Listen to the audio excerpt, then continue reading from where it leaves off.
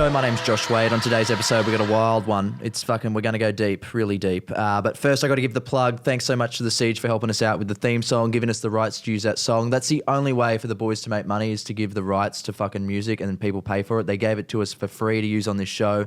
Thank you so much. If you want to support them, please go and do it. Their links will be down below in the description. Guys, I'm on tour, all right? Traveling all around Australia, the world, the globe, spiritually, intellectually. We're going fucking everywhere with my new show. It's not really a comedy show. It's a bit of comedy. It's a bit of everything else. We're here to fucking sort some shit out. I'm here to sort fucking myself out, and we're going to fucking fix your shit as well. Come to my show. I'm going to be in Melbourne, Sydney Comedy Festival as well. The links will be down below. And then I'm going to be traveling all across Australia, so let me know. Otherwise, we've just started a weekly thing with Isaac Butterfield, comedian Isaac Butterfield on Instagram. We're doing an Instagram live show every week, one time on my profile, one time on his profile. Go follow us both at Josh Way with 2 E's at the end to see that, and plus all the other cool shit that you don't get to see on YouTube, all the behind the scenes content and just fucking sexy fucking pics of me. That's what's going on. Is that all the Patreon? You can't forget that, because that's how we get paid. Patreon, join the private Facebook group. If you donate a couple of bucks a month, we do a live stream every week. We have great discussions in the group about all different sorts of things, conspiracy related, self-development related. It's all fucking there. Holy fucking shit, we're getting through this motherfucker today. Go and help us out, please. The link will be down below. All right. Elsa? Elise. That's what we're doing. Elsa, let it go. I don't know. It's not her real name. Am I allowed to say that's not your real name? Yeah, okay, that's fine. I just did. All right. Oh, we fucked up already. Okay, so obviously you're incognito, but which is great. So that means we can fucking really go into it, which is a bit of fun. Anything. Now, you reached out to me. This is the Escort episode, by the way. So you're a sex worker, yes? Yes. Okay. We're going to get into that whole world, but the way that we met was you sent me an Instagram direct message maybe about a week and a half ago, about a few different things. But one of the things was you explained what you did for work, and you said, look, I'd love to come on the show, and you were a fan of the Big Les show, yeah? Yeah, huge. Big fan, yeah, and saw Jared on the show, and then, that's how you found this show, so I appreciate that, and thanks for reaching out to me. And it just so happens that you moved out to just near where our studio is as well, from where you were in Promise Scotland. I didn't stalk you all the way here, that's it. Oh, that's okay, that's hot as well, I'll fucking take that. So, I mean, I don't know where to start. You're an escort. I am. Obviously. I'm an escort. So where did you start? Were you 18 years old? You're fresh out of high school? Oh my God, no. I left high school at 16. Okay. I was I was still in uni, actually. And I think that was a big push to start. I started working in sex work about 3 years ago, about now. I started working as a stripper, a lap dancer in February 2015. I used to work as a waitress. And I just thought, I've always been quite a sexual person. I've always enjoyed exploring sexuality. I've always enjoyed exploring my feminine energy and how to use that in such a way that it's not detrimental. I'd like to use it as power because a lot of women, I don't know, their sexuality is quite a difficult thing sometimes for women, and you can get, it works very one of two ways. Either you're being exploited or you are exploiting, I think. And I just chose to take it in my power and go, right, I'm going to fucking use it. You're going to be the exploiter. Yeah, I'm going to be the exploiter. And that's how I feel. A lot of people will look at the sex industry and sex workers and they will think, oh, well, aren't they being exploited? And you need to remember that, yeah, there are definitely a lot of people being exploited, but there's another half of it that's not talked about as much, and that is that there's a lot of strong women out there who are just taking the power back and going, you know what, fuck you, I'm gonna be the one to exploit you. Yeah. That's how I feel when I take money off someone and all I have to do is be there or give them a little bit of my body or whatever. I'm like, well, this is so easy. I appreciate that hustle. Yeah. But at the same time, if you're talking about either being exploited or being an exploiter, and you don't want to be the exploited, so do you feel bad about exploiting other people for that then? No? No. Especially the men I see, I just don't feel Do you bad feel about like they're it. getting exploited? Yeah. You do? I do feel that they're definitely getting something out of it, but you should never have to pay someone to hang around with you or have sex with you. It's a basic human thing. You shouldn't have to, pay for that. Mm-hmm. But I can take advantage of the fact that people will pay for it. And I mean, just the way that I speak to clients, the way that I handle them, I'm sweet in my acts, but at the end of the day, I'm in full control of everything that happens, and I can take what I want from them, and I'm not really giving that much back. Like, I feel like I was being exploited more as a waitress or a retail worker when I had to put in my time, my effort. I had to like struggle with my mental health because I was constantly doing something for someone else and not getting paid nearly enough. But now all the power is back in my hands. These men are having to go out and work for me, and all I have to do is be there for like an hour. Right. And I think that's amazing. You raise a few very interesting points, especially about the being exploited part within, mainstream society. Yeah. So, I mean, I guess I'm just going to be, if there's a question that comes up in my head, I'll be upfront about it and just say it, because there's a lot of people that I feel like I want to speak on behalf of the comment section, basically. Yeah. I want to be the aggregator of the comment section. Totally. First question then is, do you enjoy it? I love it. Do you enjoy the sex, though? Yes. Right. Yes. So would you call yourself like a nymphomaniac? Yeah. Yeah. I've always been a really sexual person, like since like a young age. Not in a weird way. I don't think I'm not like damaged in any way. I'm perfectly put together. But I love sex. I've always loved sex. And I mean, being like, I'm kind of I'm a blonde now, like kind of thin woman, like I get attention from men, and I always have. So like if I walk down the street and I have people catcall me or whatever, that, I don't know, I was just like, well, how can I use this? How can I capitalize off this?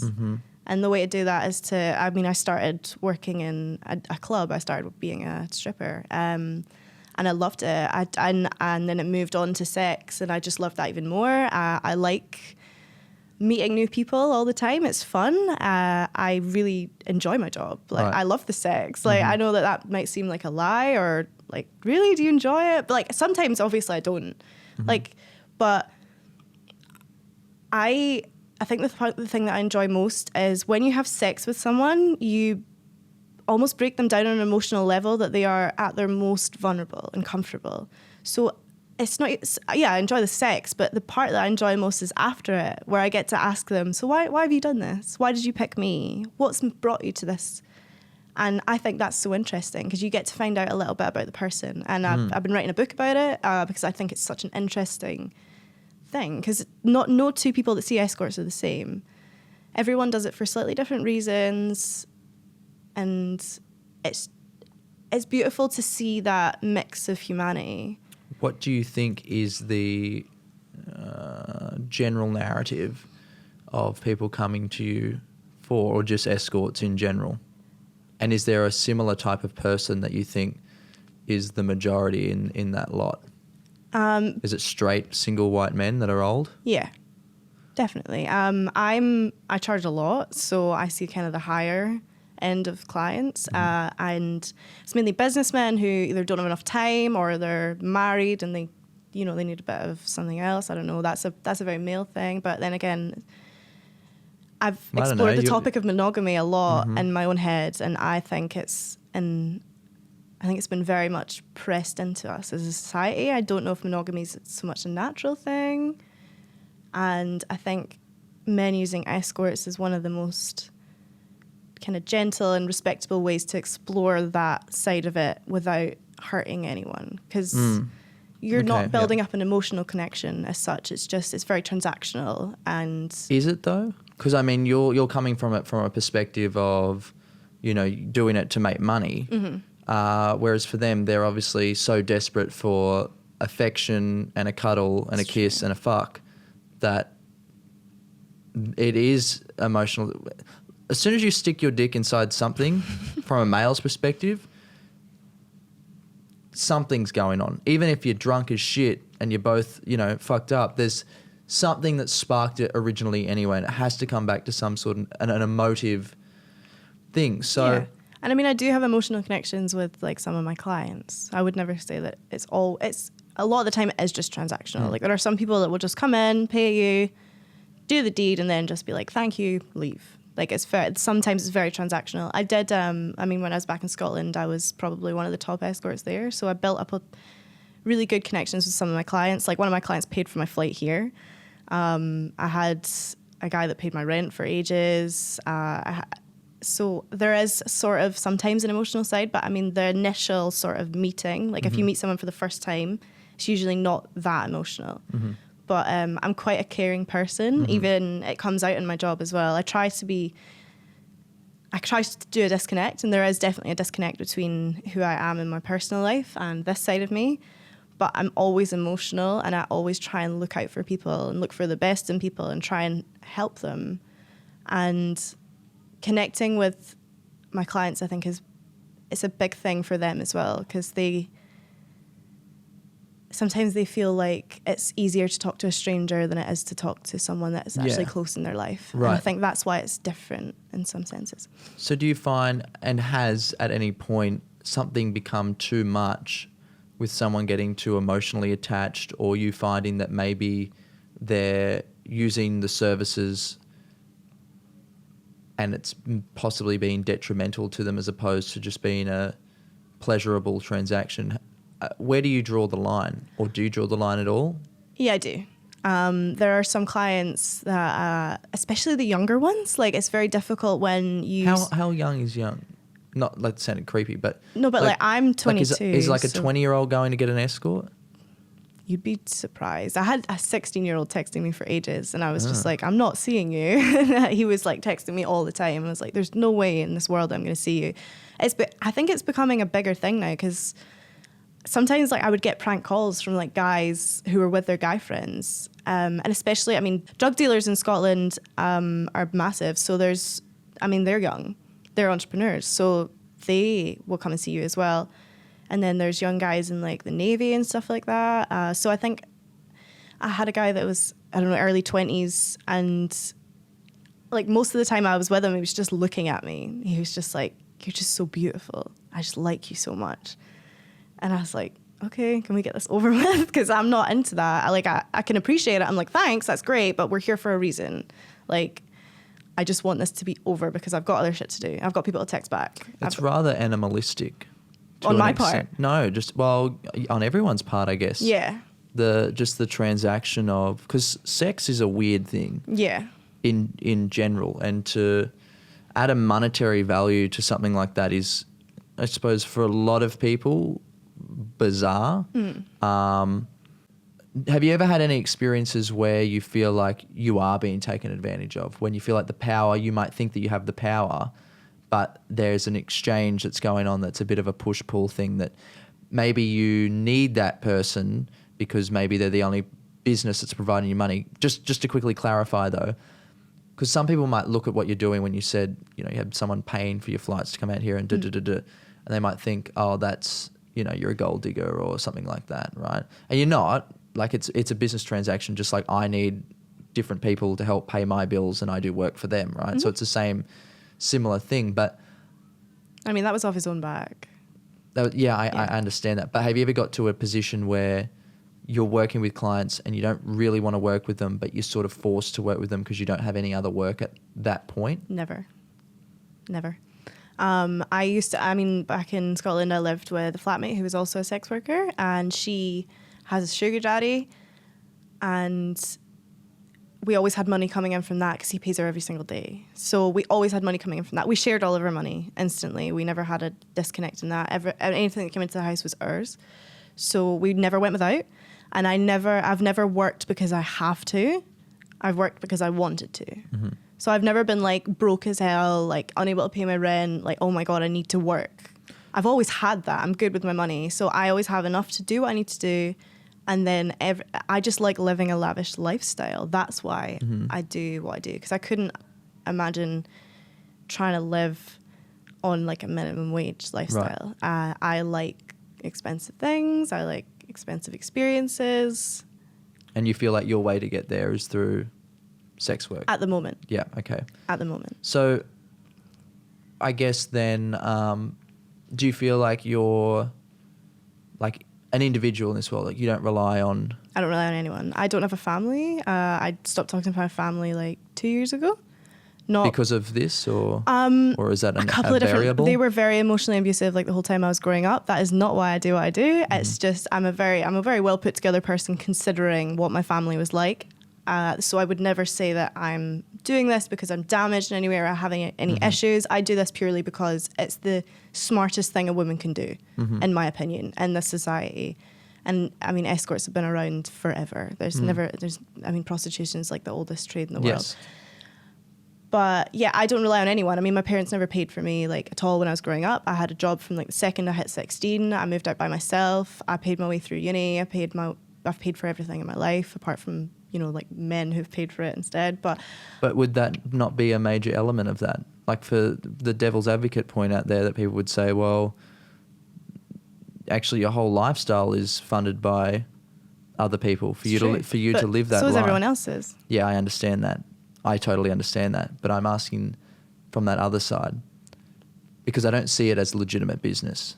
For me, it's the exact same thing. Yeah. I rely on other people. I rely on begging people for $3 on Patreon. I'm not giving them sex. I'm giving them a fucking podcast, which is a different thing, but it's the exact same blueprint. You're still giving them a part of yourself. It's the exact same blueprint. Yeah. So I'm fascinated as to why people seem to have an imaginary line between what one person in a business does, and then when it comes to prostitution or escorts, having a sugar daddy is so vastly different when essentially it is somewhat the same. Why is that? I think people have a massive separation between sex, they associate sex very closely with like intimacy and love, and people have a hard time separating sex from what they've built it up in their head. But for me, like, sex has never been that sacred. Like, it's just physical. It's just fun. It's not. I feel more exploited when I'm having to physically give my time and my thought.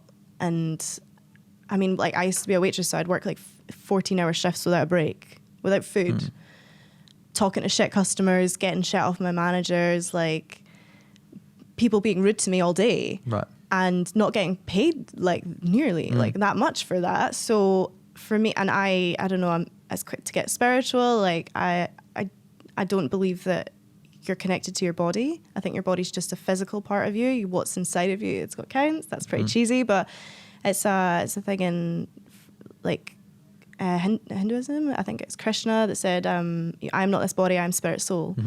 And the explanation for that is like, you're not the same body as you were when you were a baby. You're not the same body as you were 10 minutes ago. Yeah. You are totally different from that. So why is your body so sacred? It's not. And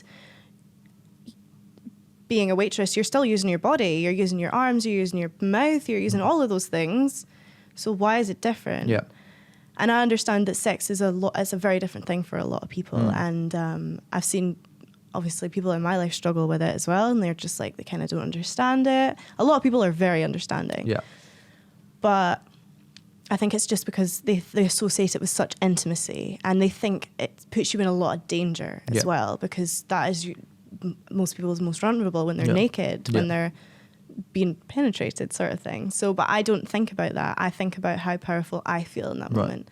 We'll get into some more wilder stuff. I just want to clarify, if anyone's watching this right now, this isn't an interview. I don't want, like, there's been a few times where we've done these sort of subjects where people have been like you didn't prepare for it, or like, this is a conversation that we're having. Yeah. I met you previously, so we're just having a free-flowing conversation, and basically anything's on the table here. So I appreciate that.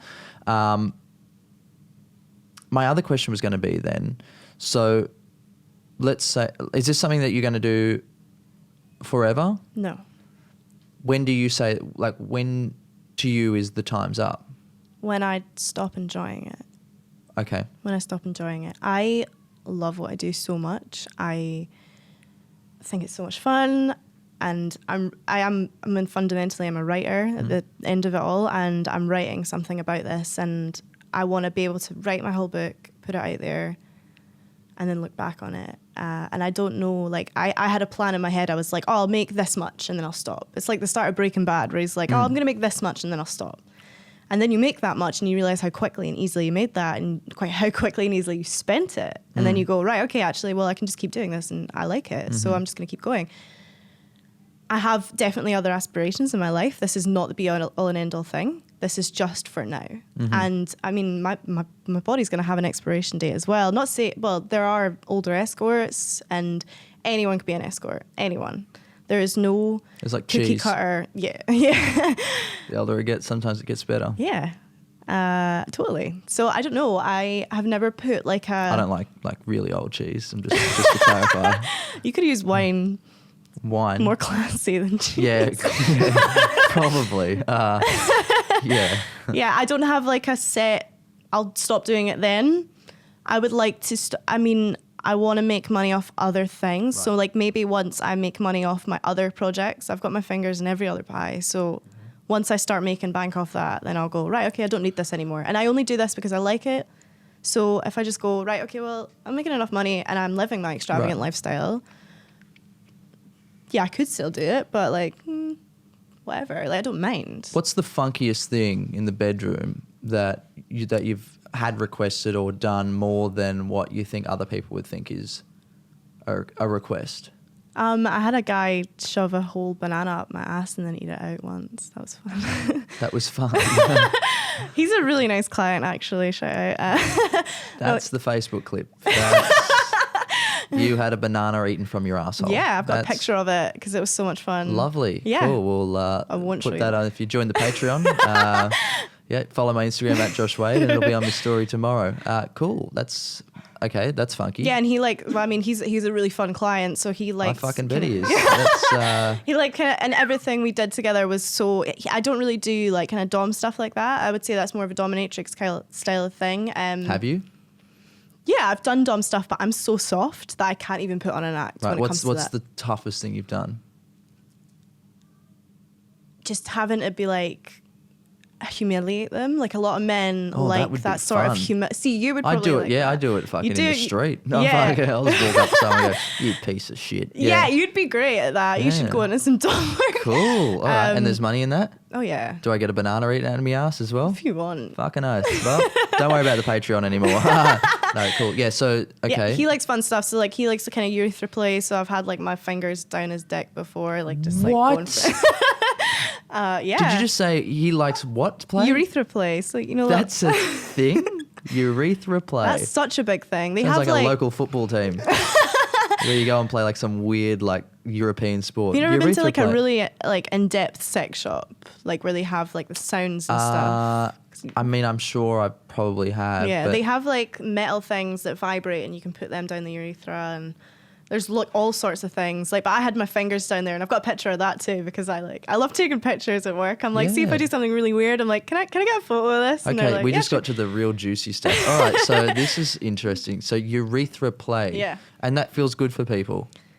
Look at me, I'm Felt- getting ideas now. It felt good for him. Yeah, I remember like being there and I was like squeamish about it. I was like, are you sure? Like he had a really big urethra. He was used to doing this. So it was kind of, it wasn't like, it wasn't that much of a phase thing for him. And I suppose I was really comfortable with him. Like it didn't start off as a dom thing. He just came in and he was very like sketchy and awkward and obviously like quite nervous about what he does because he's a dentist. So in his life, he's very formal. Ran and- a lot of metal fucking things. yeah, he's running a lot and he's probably just looking at them all like, Fucking oath. can I get down my Got a dick? stiffy all day. Fucking- yeah, so I've had, he liked it. I was doing it. It's really super warm. I don't know if you've ever stuck your finger in someone's dick. I've not done that. It's super warm. It feels Cool, weird. man. That's great. But I was like, what does it feel like? And he was like, it just feels like you're getting fucked in the dick. So that's his words. Okay. Cool. And okay. Okay. Where do we go from here? So urethra play is a thing. Yeah, Okay. but like, yeah, other stuff like that. What So, else? Let's. This is fun. What else have I done with him? Like, just tied ropes around his balls and just pull. Like, I had a guy once this was quite fun. He just liked shoes. Didn't want to touch me, didn't want to kiss me, didn't want to do anything. I just lined up my shoes and I made him kiss all my shoes. And then I was like, right, pick a pair for me to put on. And he picked a pair. And then I just like got up and just shoved my shoe down his throat. And he was just like swallowing my heel, loving it. Is that seriously? That's like a mental health issue? To some extent, there's something going on there. I mean, maybe. That does not cross into. That's. I asked him, I spoke to him about it at the end. It was so strange as well. Oh my God, like, see, right after he came, Who the fuck? Like, it's okay. It's okay. I'm not the person to say it, but something's happened in his life where shoes have been sexualized, where something that's not meant to be sexualized has been sexualized. I asked him because straight after he came, I was like, right. Where did he come? Did he come on the shoes? He definitely would have come on the shoes. I can't remember. I think he did. Well, if you liked him that much. No, he did. He did. He came on the shoes, and I said to him, lick it off. And he said, I'm really sorry, I would have if I was still turned on, but as soon as I'm out the moment, I don't find shoes attractive. Which I found really weird. I was like, so you're not actually attracted to shoes? He's like, only when I'm horny. So that was quite weird. And I said to him, like, where did this come from? And he said, I've just had it my whole life. Like, I remember, like, when I was really, really young, I'd see women wearing high heels and I would just be, like, attracted to it. So he always had that. And I don't know, like, I mean, you can only dig so deep. I think he was there for, like, an hour. So you can't dig so far into, like, being a psychologist. Like, what happened to you in your youth? But he didn't really have an explanation. He was just like, I don't know. It's just always been there. So what do you think about, now going into that, because I guess now we've delved into a world of, I think this even surpasses fetish. People that have sex with their cars or inanimate objects and, you know, I don't know where to go from there. Like, what do I think of it? As long as you're not damaging anyone. Yeah, I know. Yeah, it's not hurting anyone. Yeah. But should we be encouraging it, or is it a conversation that we need to have and go? A lot of sexual taboos need to be lifted, because I mean, like, what you think is good in the bedroom might be completely different from what I think is good in the bedroom. Okay, just because they're both acceptable doesn't mean that someone else, like, who wants to fuck a shoe is weird. I don't think that's weird. What do you think's mainstream sexually that you don't think should be mainstream sexually? The schoolgirl fantasy. Yeah, that's probably a good one. I think the fucking whole, like, when people say daddy, that's a genuine BDSM thing, though. That's like, there's a whole subcategory. And I mean, the word daddy has been appropriated. There was this tweet circulating before, and it was like, if you don't have genuine issues and a foreground in the BDSM community, don't appropriate daddy, because there are some people that is something for them, and it's very different. There's a whole subcategory of people where daddy, I would say, like, do your own thing, like, whatever. I still think it's not for me. It's in the incest, like, wherever the fuck you want to appropriate it.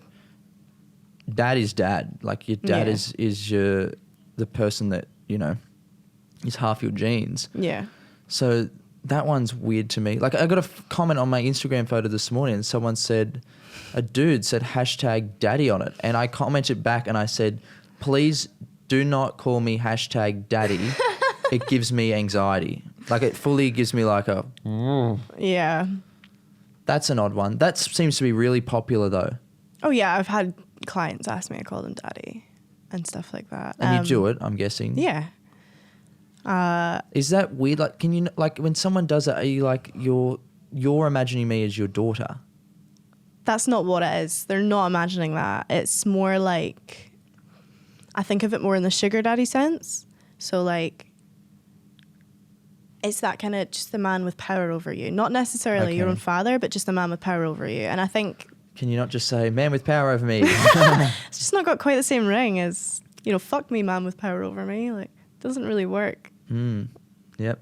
Okay. But yeah, I don't know. Daddy's a whole different thing, and I don't know enough about that to actually comment on it. But I think there's a genuine thing in that, and that's fine. But the thing that I think is the worst is the schoolgirl thing. So like people phone me and be like, "What uniforms do you do?" And I'll be like, "Oh, maid, secretary, all this," and they'll do you do schoolgirl? And my immediate response to that is, "No, I don't support pedophilia." Yeah, that is an odd one.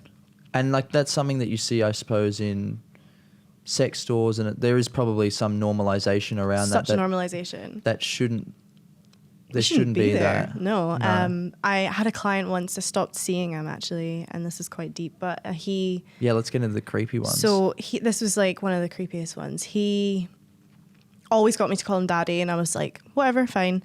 And then it was only like, because I did the schoolgirl thing for like a couple of months when I started escorting, because I didn't think about it, and then I thought about it more and I was like, no, that's fucked actually. I'm not going to do that, because why would you want to fuck a schoolgirl? Like, that's wrong. And it's so normalized in both mainstream culture and the sex industry that you don't think about it at the start, and then when you start thinking about it, you go, actually, there's something wrong with that. Yeah. So he no, he always asked me to wear like leggings or like a short skirt or whatever. So that was fine, whatever. But I remember I was with him once, and I used to see him regularly. I used to always go, and he would book me in a hotel, and I'd go and see him. And he asked me, and I was like during it once, because I like to really give them the best experience of their life. So I say like, what could make this better? Or like, what do you want me to do? Like, tell me anything, and I'll try it. So I said to him, what would make this better? And he said, if you were 16 and just out of school.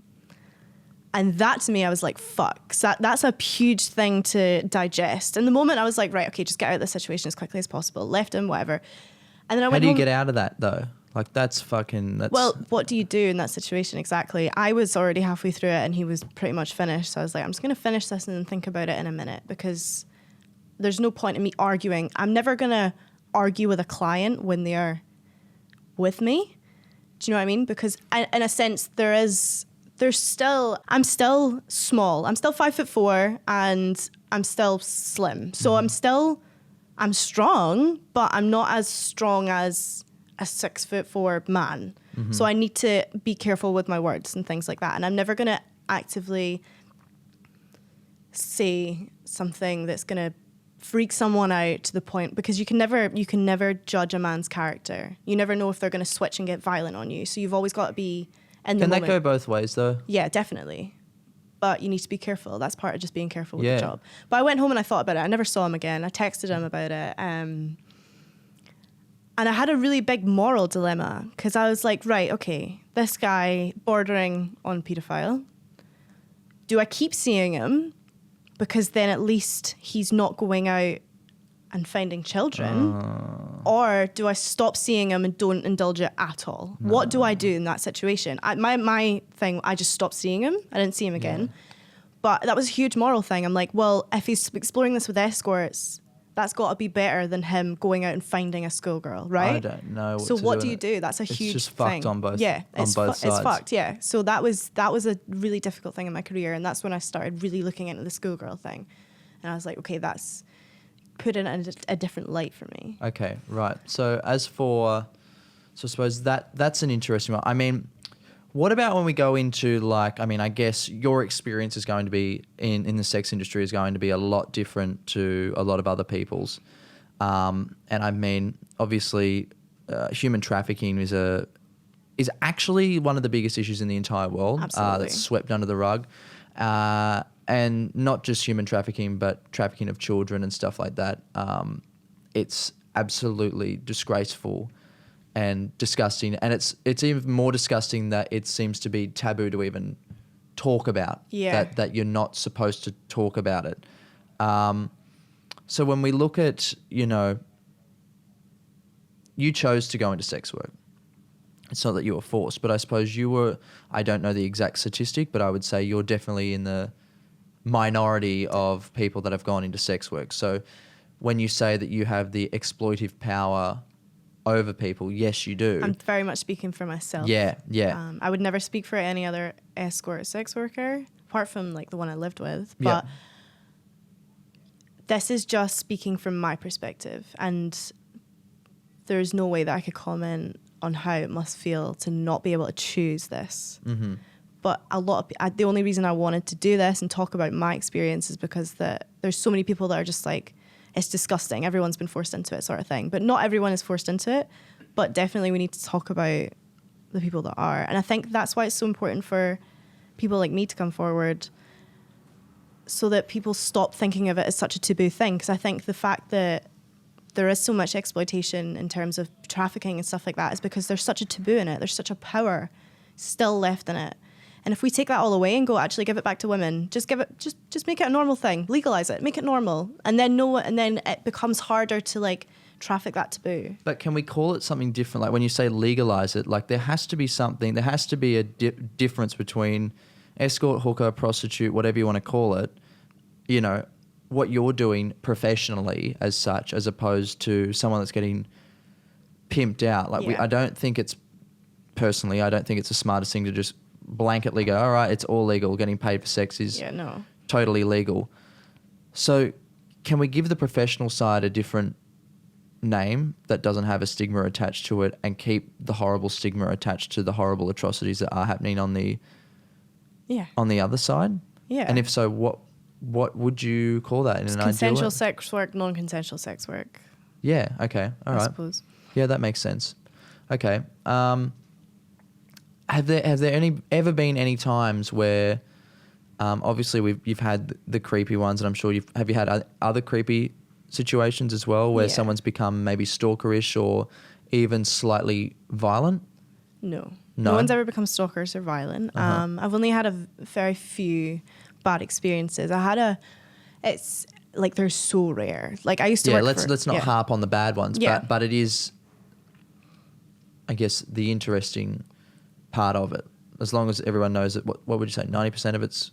Oh yeah, 99% of it's wonderful. Mm-hmm. It's like I've had 2 bad experiences and Okay. I've been doing it for 3 years. But you did say before that it's, the smartest thing a woman could do. So, if there is a woman out there that's watching it that wants to get into this stuff, which there may be, what are those experiences that you've had that you feel like those people should look out for?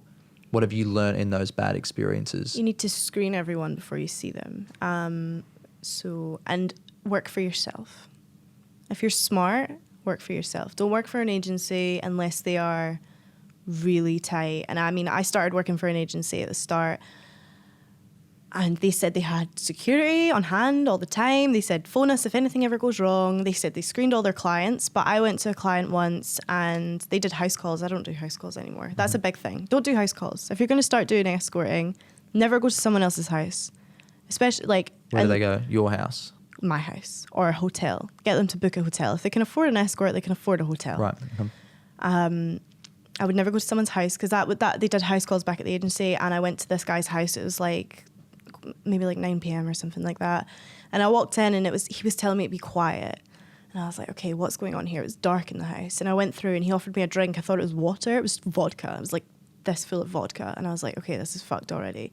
He gave me the money, and he was obviously a drug dealer because he had like a pile of money there, and he was just like taking coke constantly. And I mean, there's It's like me on a Saturday night. Yeah. Sometimes it's okay when clients take coke with you or like in front of you or whatever. I used to do drugs. I don't do them anymore, so I was comfortable with it, but you have to judge the situation. I like it when people show up and then ask politely. If someone asks me on the phone, can I come take coke? I'll be like, no. Because that's already like, you can't judge someone on the phone. But if someone shows up and they're like, hi, I like to do this while I do this, is that okay? Then it's like, okay, you've shown up and you're here knowing that you might not be able to do that, and that's fine. Yep. But yeah, he was just reeling coke, and then he was kind of not really even associating with me, and then like he would just like touch me for a bit and then go and take coke again, and I was like, right, this is really fucking sketchy. So I texted the agency and I said, I'm in danger, can you come and get me? And they said, have you got the money? And I said, yeah, why? And they were just like, just leave. And I was like, I can't just leave him in the middle of a place that I don't know. You need to come and help me. Yeah, and he has my money and I haven't finished the job. Yeah, as such. so I had the money already, but I was just like, I can't just leave. So Yeah. I got really scared. Luckily enough, when I first started escorting, I had the first cab I got into, I told them what I was doing because I was so excited about it. And I was really lucky because the guy was really nice and he became my personal cab driver. So I'd just phone him when I was going to and from clients. I'd tell him how long I was going to be there and he would come and pick me up. Right Straight out the from it. front. Okay, yeah. cool. So he'd know where I was, who I was with, and what I was doing. So I had someone looking out for me. So if you're ever going to start escorting, you need to make sure that someone's looking out for you. You cannot do this completely by yourself. You need to have someone that knows where you are, always, and someone that has a way of contacting you. And you should always be like, right, if I'm not out by this time or if I haven't texted you by this time, send help for me because I'm in danger. See, it sounds like a fucking very dangerous industry though. Like I know you said like only a couple of times have been... I mean, that was the bad. only like... But the bad is fucking Yeah. bad. Like That was it's bad. like most of it's going to be great, but if it goes bad, it's life or death. Yeah. And that's the thing. I remember like before I was a sex worker, I got really angry because I read a paper once and it was about this sex worker that had been killed. And the whole article it wasn't titled Sex Workers Killed Scandal. Yeah. It was titled Man Didn't Know His Girlfriend Was a Sex Worker. And then in the caption, it was like, oh, and she got murdered. And I emailed them. I was like, dude, a woman has been murdered and you're just talking about the guy that she was with? Like, that's not important here. What's important is the safety of her. We're not... But what about people that would say, well, you live by the sword, die by the sword. Like you chose to do this. I'm not saying that I believe that, but I just want to interject and say there's going to be people out there that go, and that situation that you brought up is obviously fucked up. Like they should have obviously mentioned, that should have been the story, not the fucking boyfriend or whatever. But yeah, I mean, you seem to be very well aware of what the consequences could be if shit does go bad, and it doesn't really go bad, but it's still there.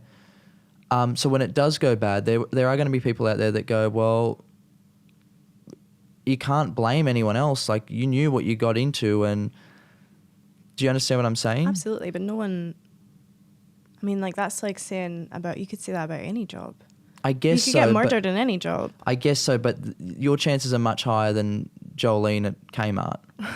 Well, maybe she might get an arm. I don't know. Like, teachers are getting shot these days. Like, kids in schools are getting shot these days. Like, yeah, I suppose so. No one's safe. I mean, you say it yourself all the time. Like, don't act like you're not going to get hit by a car. Yeah. Because you can die at any moment. Yeah, I know. You're just really putting the dominoes down and playing that game. You are playing with life and death.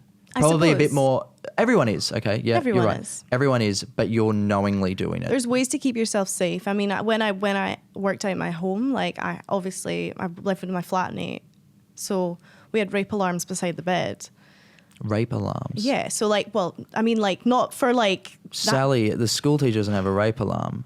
The lady at Kmart doesn't have a rape alarm. So, I mean, everyone should have a rape alarm. A motherfucking rape alarm. It's just no it's one just should an have alarm. a rape alarm. Everyone should have a rape alarm. No one should have a rape alarm. Should not exist. Rape shouldn't exist. That's what I'm saying. We want to get to a point where we want to have rape alarms, which shouldn't even get to that point. Like, let's just stop call it a fucking personal alarm. rape. It's mainly just like in case anything ever went wrong, we'd just be able to pull a cord, and then it would be so obvious that something had went wrong. But that's just so shit that society's at that level. Yeah. Yeah, totally. Anyway, I'm sorry to keep interrupting, okay. but yeah. Yeah, no, I was always safe in my house. The only time I ever had a bad experience in my own house, and it was just a miscommunication, because the guy was quite into like slapping and biting and stuff like that. And right at the start when he came in, the last time I'd seen him, he'd give me a love bite, and I hate that shit. So I was just like, dude, don't give me a love bite again. Not into it. And then the rest of the time, he was a bit like kind of off.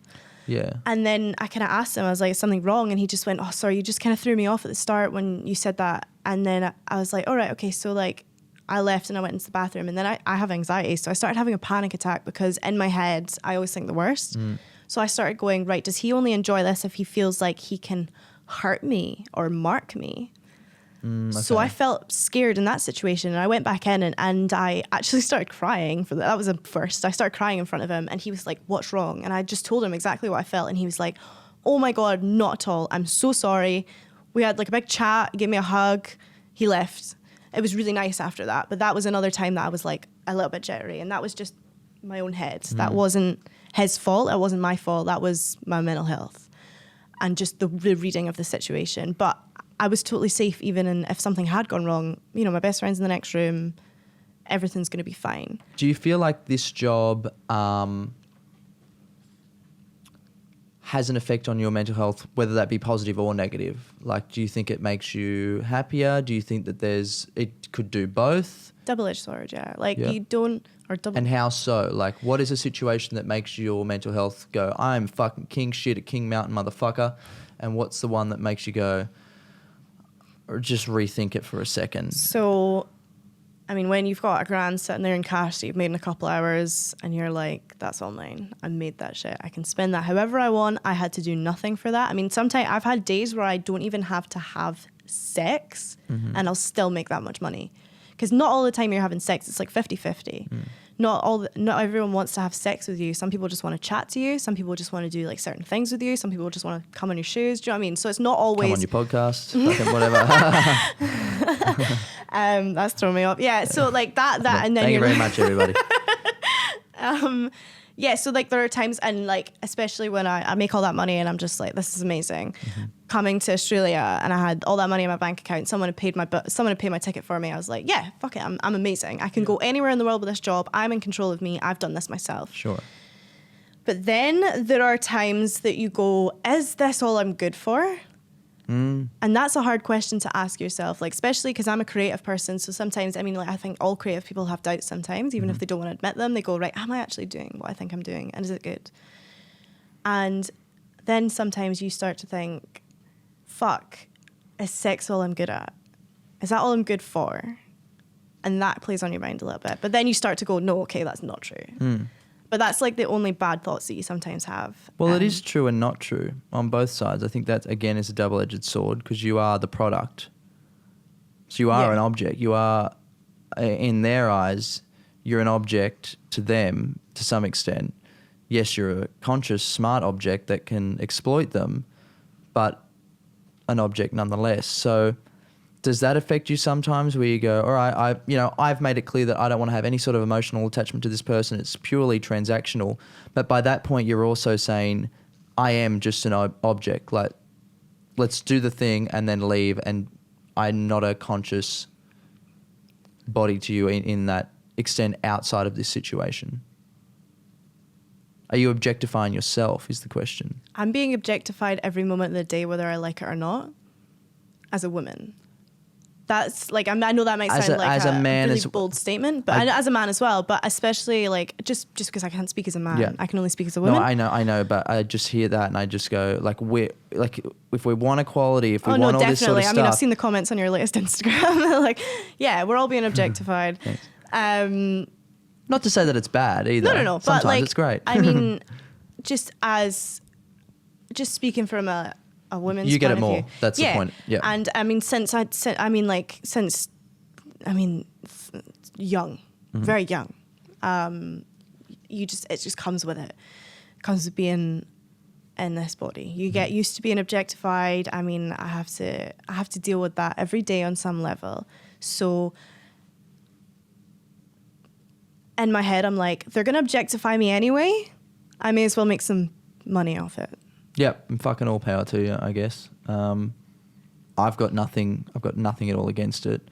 I suppose it's just been an interesting conversation because, again, in my mind, whenever we have we'll do these sort of shows where it's a taboo topic, it is like I've got a million people in my head and I'm pre-screening what the comments are going to be and I'm trying to come from every angle and I want to challenge everything that you say that might not necessarily be my opinion, but that's fine, it's someone else's. So I think that's a good thing to do.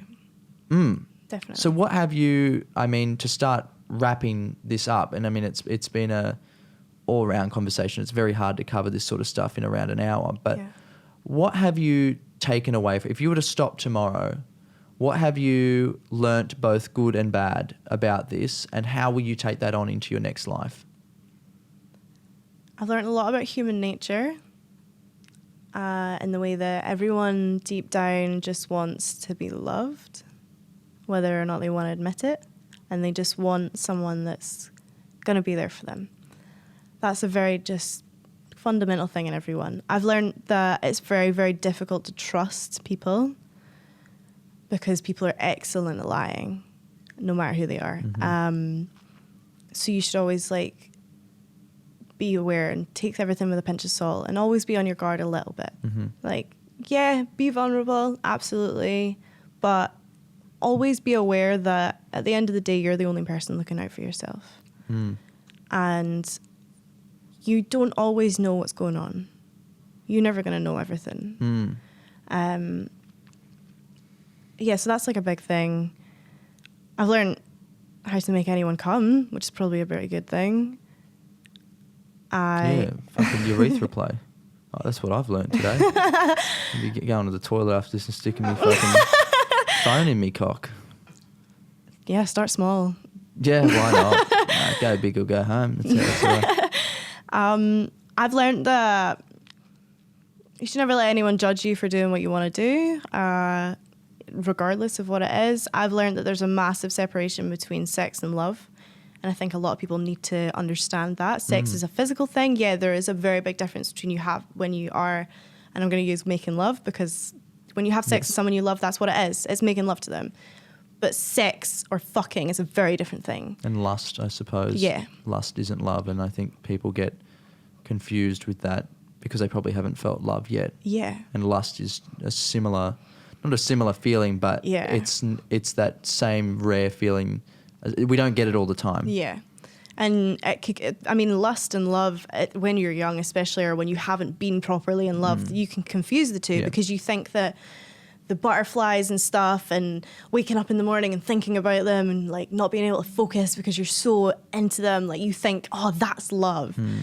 Not necessarily. Like love is more when they piss you off so much and you stick by them. That's love. Like that's so different. And yeah, of course, like I've been writing a lot recently about like how falling in love for the first time can be an addictive thing, because like that first initial, all the rushes of emotion, that's incredibly addictive. And I think that's another reason why people use escorts, because like they get to almost find someone new and beautiful and fall for them in that one perfect moment. They get to have that, and that is even more addictive than sex in some senses. Like having someone that, you know, like act like they're into you or be into you, and like feeling like you're important to someone. That's like heroin. Yeah. It's a warm, comfy blanket that feels good for a little bit, but it's probably detrimental for them in the long run. Absolutely. That's what I compared it to. My piece is called Love/Cocaine, and I just compared how being addicted to cocaine and being addicted to falling in love are very similar emotions, because you go through the same range of emotions. Probably chemically as well. Yeah, There's probably absolutely. Oh no, that's that. I mean, that's what it started as, because I read an article that said that the exact same brain chemicals are released. Yeah. When you're falling in love and when you're taking cocaine, it's the same brain chemicals, and that's why it's so addictive. So, yeah, I don't know. And also, I've learned that I don't know, love is such a powerful thing. What about like in relationships? Like how many relationships have you had since doing this in your personal life? A few. Yeah. And has that broken down, has a variable of the breakdown of that been because of what you do for work? Because I think that would also be very hard for anyone in a relationship to deal with. Well, the flatmate that I was living with, we were in like a polyamorous lesbian relationship, so we were sort of together. So it's a couple of words together, isn't it? Yeah. Say that one again. Polyamorous lesbian relationship. That's what we were doing. So we worked together and stuff like that as well. And people would ask us like, "Are you actually together?" And we'd be like, "Yeah, we're together." But obviously, I had boyfriends in between that and stuff like that. But it's I had a boyfriend last year, and obviously I tell people straight up. It's one of the first things that I always tell people, because I feel like they should be able to find that out straight away, make an opinion, and then it weeds people out. Yeah. I don't want people to become friends with me and then find out that I'm a sex worker and then be like, actually, you're disgusting. I don't want to waste my time like that. No. I want people to know straight up what I do, form an opinion on it, and then decide whether or not they're going to stay in my life. I think it says a lot straight away though. Yeah. So yeah, I was in a relationship with a guy who knew instantly. He read my book that I've written like twice over, but then he sent it to one of his friends, and I was like, okay, there's a line between you being excited for how I feel and what I do, but you can't. It's not your piece of information to tell. And that's a big thing. Obviously, I'm on here and I'm comfortable with it, but if someone tells you they're a sex worker, don't assume that you can go and share that information with other people. And that was a big reason that we broke down, because he would go about telling people because he was excited about it. He thought it was fun. He thought it was like sexy and whatever. And I was like, okay, fine that you feel like that, but it's my job, and I deserve a certain level of privacy and respect. Yeah, sure. So you can't just go about telling people that. So the breakdown, that was part of our breakdown, was that he was just fucking up. But that was it. He was completely comfortable with it at the start. And then at one point he went, actually, can you stop telling me when you're with clients, because I'm starting to overthink it. Yeah. So yeah, some people are a bit more uncomfortable with it. And I think it will take a lot of getting used to in relationships for some people. What if it was the other shoe on the foot? If I was dating an escort? And I know that straight away you'd probably say that's fine. If I wasn't an escort, though. Even if you were? If I was an escort and I was dating an escort, it'd be fine. Okay, if you weren't? I don't know, because then I wouldn't have had that same experience. So I can't. I don't know if I'd be able to fully understand you don't know it. you don't know if you can fully empathize with. Yeah, it depends. It totally depends, because when I got into a relationship with the girl that I lived with for 2 years, she was a sex worker already, but I was a sex worker already, and it was fine. It just didn't bother me. But I in my head, sex and love are totally different things, and at the end of the day, it's who you come home to. Yeah, it's not who you go out. Fuck yeah. Mm-hmm. Well, what an interesting conversation. I mean, we don't have any social media things to you want to plug anything at all? No. Nah. I'll have a book coming out Yeah. eventually. It's Will called you- Escapades of a Drug-Addled Whore. So Will you be wearing those glasses on the front cover? no, I'll draw myself, I think. Yeah, okay. Oh, draw yourself. That's a cool idea. Where do you think that would be available? Amazon or something? I don't know. I'm going to work it out. Figure it out? Yeah. How long do you think until that book comes out? End of the year. That's when you're aiming for? Yeah. All right, cool. Good on you. Thank you. Good on you, and good on you for feeling, confident enough to come on and share that stuff. I know you're confident in yourself, but to publicly come on a forum and then let someone like myself not grill you, but, No, it's really good. feel free to ask whatever I want. I really, really appreciate it. Thanks for having me on. No, I think easy. it's super important for people to just see this side of it. Yeah. It's not all doom and gloom. No. There's a lot of and people might call me a gold digger or whatever, but everyone's making money and everyone's got to make money. Mate, we're all fucking gold diggers. Yeah. And give me fucking 5 more months. I'm fucking gold digging the cunts on Patreon anyway, so give me 5 more months and I'll be married to some 85-year-old fucking oil tycoon, fucking whatever. I'll wipe shit on my face right now for money. I don't give a fuck. Thanks for watching the show. Let's go watch the Big Les show or something, yeah? All right, easy done. See you next week.